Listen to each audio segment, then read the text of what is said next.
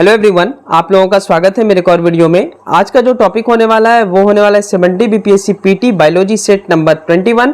चलिए वीडियो की शुरुआत करते हैं। चैनल पे नए हैं तो चैनल को सब्सक्राइब कर लेंगे आप सब और इस वीडियो को लाइक कर लेंगे। अगर आपको इसका पीडीएफ चाहिए तो टेलीग्राम चैनल का लिंक डिस्क्रिप्शन में होगा, जल्दी से ज्वाइन कर ले, वहां से आप पीडीएफ पा सकते हैं। तो पिछले वीडियो में हम सब प्लांट किंगडम के तहत ही हम सब पढ़े थे पादप उत्तक। आपको याद होगा कि प्लांट टिश्यूज के ऊपर हम सब चर्चा किए थे और प्लांट टिश्यूज में लास्ट में हम सब जटिल स्थायी उत्तक के बारे में पढ़े थे और उसमें हम सब दो चीज मेनली पढ़े थे, जाइलम और फ्लोएम। तो वो था उत्तक, ठीक है, टिश्यूज, और टिश्यू को हम सब पूरा देखे अच्छे ढंग से। आज हम सब करेंगे पादप का वर्गीकरण, यानी पेड़ पौधे को हम सब बांटेंगे और देखेंगे कितने वैरायटी के पेड़ पौधे होते हैं। अब ये वैरायटी यहाँ ये मत समझिएगा कि अड़हुल का पौधा है, गुलाब का पौधा है, कमल का पौधा है, ये ऐसा नहीं हम सबको पढ़ना है। हम सबको देखना है कि हर एक प्रकार का पौधा का क्या क्या काम होता है, क्या क्या क्राइटेरिया है, क्या उसकी विशेषता है, ये हमको इस वाले वीडियो में देखना है। तो मेनली ये वीडियो जो आधारित होगा ये पादप जगत का चैप्टर है। चैप्टर का नाम है पादप जगत, जिसके अंतर्गत हम सब पढ़ेंगे पादप के प्रकार, ठीक है, यानी पादप का वर्गीकरण करेंगे, पादप को बांटेंगे। तो चलिए शुरुआत करते हैं। बहुत इंटरेस्टिंग ये सब्जेक्ट है बायोलॉजी। आई होप कि आप सबको मजा भी आ रहा होगा पढ़ने में। बस इसको कंटिन्यू बनाए रखिए, ये नहीं कि एक वीडियो देखे, दो वीडियो देखे, उससे काम बनने वाला है नहीं। सेट 1 से देखें और जब तक बायोलॉजी मैं अगले 5 से 6 जुलाई तक मैं खत्म कर दूंगा इस बायोलॉजी को, तो आप सब पूरा अच्छे ढंग से देखें। चलिए देखिए, पौधे का अध्ययन क्या कहलाता है? तो पौधे का अध्ययन बॉटनी में किया जाता है, यानी वनस्पति शास्त्र में किया जाता है। पौधे विज्ञान का जन्मदाता जो है वो थियोफ्रेस्टस है, इनको याद रखेंगे, ये मैं पहले भी बता चुका हूं आपको। चलिए अब पादप का वर्गीकरण करते हैं, यानी पेड़ पौधे को बांटते हैं। तो पेड़ पौधे को दो भाग में बांटा गया। पहला क्रिप्टोगैम्स, याद रखिएगा, क्रिप्टोगैम्स इसको बोलते हैं अपुष्पोद्भिद, मतलब इसमें फूल और बीज नहीं पाया जाएगा। अभी इसका डिफिनेशन हम सब डिटेल में देखेंगे, ठीक है। तो पहला प्रकार कौन सा हो गया पेड़ पौधे के वर्गीकरण में? पादप का पहला प्रकार कौन सा हो गया? क्रिप्टोगैम्स। दूसरा कौन सा हो गया? फेनोरगेमस। क्या हो गया दूसरा? फेनोरगेमस, यानी पुष्पोद्भिद। पहला वाले में बीज और फूल नहीं होगा, दूसरे वाले में बीज और फूल दोनों होगा। अभी आगे हम सब जानेंगे। अब ये क्रिप्टोगैम्स यानी अपुष्पोद्भिद जो है ये कितने प्रकार के होते हैं? तो ये 3 प्रकार के होते हैं और ये तीनों का नाम आप कभी ना कभी सुने होंगे। थैलेफाइटा, ब्रायोफाइटा और टेरिडोफाइटा, ये 3 भाग में बटा है। फेनोरगेम्स यानी पुष्पोद्भिद कितने भागों में बटा है? तो ये 2 भाग में मेनली बटा है। पहला जिम्नोस्पर्म और दूसरा है एंजियोस्पर्म, दोनों याद रखेंगे आप सब। चलिए अब इसको अच्छे ढंग से, बस इतना आपका डायग्राम समझ में आ गया। आज इस वीडियो में इन 5 चीज को पढ़ना है हम सबको, ठीक है। चलिए सबसे पहले देखते हैं हम सब क्रिप्टोगैम्स यानी अपुष्पोद्भिद। मैं आपको बताया कि अपुष्पोद्भिद का मतलब होता है वैसा पौधा जिसमें फूल और बीज नहीं पाया जाता है, इसको क्या बोलते हैं? क्रिप्टोगैम्स बोलते हैं, जिसको अपुष्पोद्भिद बोला जाता है। इसके पहला जो प्रकार था, इसका टोटल 3 प्रकार था। इसमें पहला प्रकार है थैलोफाइटा। समझने का प्रयास करेंगे। इसमें थैली यानी थैली जैसी संरचना पाई जाती है, इसलिए इसको थैलोफाइटा हम सब बोलते हैं। इसमें संवाहक उत्तक पता कर पाना या अंतर कर पाना मुश्किल होता है। संवाहक उत्तक क्या होता है? जाइलम और फ्लोएम अनुपस्थित रहता है इसमें, तो संवाहक उत्तक बोलते हैं हम सब जाइलम और फ्लोएम को। तो इसमें जैसे कि पत्ती हो गया, जड़ हो गया, इन सब का पता करना बहुत मुश्किल है। इसके उदाहरण है, थैलोफाइटा के उदाहरण जो है ये बार बार आपके एग्जाम में दिखेगा, तो सेवाल या एल्गी है। तो आप जब भी देखेंगे कजली को आप अपने घर में ही हाथ में लेकर के देखिएगा, तो उसमें जड़ हो, पत्ती हो, ठीक है, फूल हो, फूल तो होता ही नहीं, सॉरी, पत्ती और जड़ जो होता है, इन दोनों को पता कर पाना बहुत ही मुश्किल होता है। तो एल्गी जो है वो थैलोफाइटा में आता है। बस जहां पे आप एल्गी देखेंगे, नाम याद रखना है हमेशा, थैलोफाइटा, उसको आप सब थैलोफाइटा ही बोलिए। तो इससे क्या होगा कि आपका जीके जीएस बहुत ज्यादा मजबूत हो जाएगा, ठीक है। एल्गी क्या हो गया? थैलोफाइटा, क्योंकि उसमें बहुत डिफरेंस कर पाना मुश्किल है। जाइलम और फ्लोएम अनुपस्थित रहता है। जाइलम और फ्लोएम उत्तक हम सब पिछले वाले वीडियो में पढ़े थे अच्छे ढंग से। तो इसमें संवाहक उत्तक यानी जाइलम और फ्लोएम अनुपस्थित रहता है, प्रेजेंट नहीं होता है। इसके जो कुछ उदाहरण है उसको आप देख लीजिए, बहुत ही महत्वपूर्ण उदाहरण है, ये सारा आपको याद रखना है। ये एल्गी के कुछ उदाहरण है। और एल्गी क्या है? एल्गी है थैलोफाइटा। सेवाल क्या है? सेवाल भी है थैलोफाइटा। तो इसमें कौन कौन से एल्गी के उदाहरण दिए गए हैं? तो पहला हो गया स्पाइरोगैरा, दूसरा हो गया यूलोथ्रिक, तीसरा हो गया उल्वा और चौथा हो गया चारा, ठीक है। ये सभी एल्गी हैं और एल्गी आते हैं थैलोफाइटा में। और थैलोफाइटा के बारे में हम सब इतना बहुत जान लिए। इसमें बीज और फूल नहीं पाए जाते हैं। इसमें संवाहक उत्तक जाइलम और फ्लोएम भी नहीं पाए जाते हैं। और आपको ट्राई करना हो तो घर का कजली उठाइएगा, देखिएगा, उसमें ना आपको जड़ समझ में आएगा ना पत्ती समझ में आएगा, ठीक है। चलिए बढ़ते हैं दूसरे टाइप्स की ओर, जिसको क्रिप्टोगैम्स का दूसरा टाइप्स क्या है? ब्रायोफाइटा। बी नंबर है आपका ब्रायोफाइटा। दूसरा नाम इसको बोलते हैं पादप उभयचर। यह स्थल और जल दोनों पर निवास करते हैं। इसमें भी संवाहक उत्तक जाइलम और फ्लोएम नहीं पाए जाते हैं और इसमें बीज और फूल नहीं पाए जाते हैं। ठीक है, मृदा को बढ़ाने में सबसे अधिक भूमिका निभाता है, मृदा को पकड़ने में भी ये सबसे भूमिका निभाता है ब्रायोफाइटा।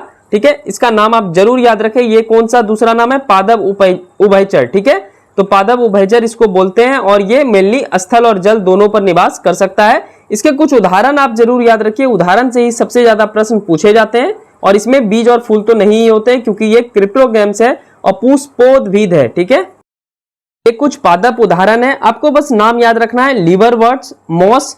मॉस तो एक्वेरियम सब में बहुत ज्यादा यूज होता है, मतलब जो एक्वेरियम जिसमें फिशेस को पाला जाता है, तो फिशेस को जो पाला जाता है उसको एक्वाकल्चर बोलते हैं, लेकिन जो खाने वाला फिशेस को जो है पोसा जाता है उसको क्या बोलते हैं? उसको पीसी कल्चर बोलते हैं। ठीक है, तो एक्वेरियम में बहुत ज्यादा मॉस का यूज होता है, तो मॉस भी किसके उदाहरण है? ब्रायोफाइटा के उदाहरण है, क्योंकि ये स्थल और जल दोनों में निवास कर सकता है। उसके बाद मर्कनेसिया है और हॉर्नवर्ट्स है। तो ये चार आपके उदाहरण है ब्रायोफाइटा के, इसको जरूर याद रखिए, बार बार आपके एग्जाम में पूछेगा। चलिए सी नंबर देखते हैं हम सब, टेरिडोफाइटा। बहुत ही इंपॉर्टेंट है ये। शैवाल के बाद धरती पर आने वाला प्रथम पादप टेरिडोफाइटा है। एक क्वेश्चन पूछता है कि सबसे पुराना जीव कौन सा है? तो नील हरित शैवाल। तो शैवाल सबसे पहले है और शैवाल के बाद अगर कोई धरती पर पादप में आया है तो उसका नाम है टेरिडोफाइटा। प्रथम स्थल पादप कौन हो गया? टेरिडोफाइटा। इसे पादप सरीसृप भी कहा जाता है। सरीसृप क्यों कहा जाता है ये भी अभी हम सब जानेंगे। इसमें संवाहक उत्तक जाइलम और फ्लोएम उपस्थित रहता है, यानी इसमें प्रेजेंट रहता है, इसको याद रखेंगे। और यह ज्यादातर छायादार स्थान पर उपस्थित होता है। टेरिडोफाइटा कहाँ उपस्थित होता है? छायादार स्थान पर उपस्थित रहता है और यह जनन करने के लिए जल में चला जाता है, एक फ्लोट करता है। ठीक है, यहां से वहां फ्लोट करता है जनन करने के लिए, टेरिडोफाइटा। ठीक है, चलिए मैं आपको टेरिडोफाइटा का एग्जांपल देता हूं। ये हो गया फर्न और सजावटी पौधे। फर्न आपको कहां मिलेगा? तो अगर आप गांव में रहते हैं तो पुराना कुआं अगर जाएंगे जहां पे सीमेंटेड कुआं नहीं होता है, तो उसमें नारियल जैसा एक छोटा छोटा पौधा उग जाता है। शादी ब्याह में काफी यूज होता है उसको। मैं होगा तो अगले वाले वीडियो में आपको फोटो दिखा दूंगा फर्न का। ठीक है, तो फर्न जो है वो आप खुद ही ला सकते हैं और पुष्पोद्भिद होता है।